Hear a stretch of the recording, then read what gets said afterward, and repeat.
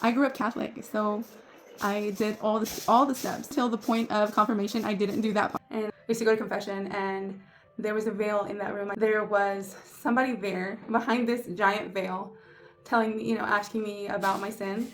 And I was taught to confess my sins to this person as a little girl. And then I would be told, you do this many Hail Marys and this many Our Fathers, in order to be forgiven for the specific sins that you committed. You praying these prayers would, forgive you. You'd be forgiven before God. As I've gotten older, I'm thankful to realize that I don't have to do that to be forgiven by God. I don't have to confess to somebody that, is also a sinner. Hebrews 4:13 through 16 says, having therefore a great high priest who has passed through the heavens, Jesus, the Son of God, let us hold fast to confession.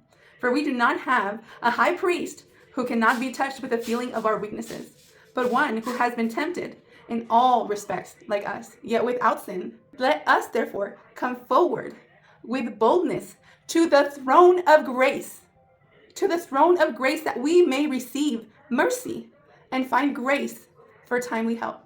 I can come forward to the real high priest and confess my sins, and I will find mercy and grace for timely help. I don't have to pray anything extra, but confess and apply the blood of Jesus Christ. If you look at Matthew 27:50, this is when it says, and Jesus cried out with a loud voice and yielded up his spirit. This was, when he died. Finally, his suffering was over on the cross. And so immediately to 51, after he dies on the cross, it says, and behold, the veil of the temple was split in two from top to bottom. What veil? The veil that separated the holy place from the Holy of Holies, right? Only one man could go into the Holy of Holies and offer sacrifices for the sins of the people once a year. When the Lord died on the cross, that veil that separated God and man was torn from the top to the bottom. God tore the veil from the top to the bottom, signifying that man could come in. Man can come to God.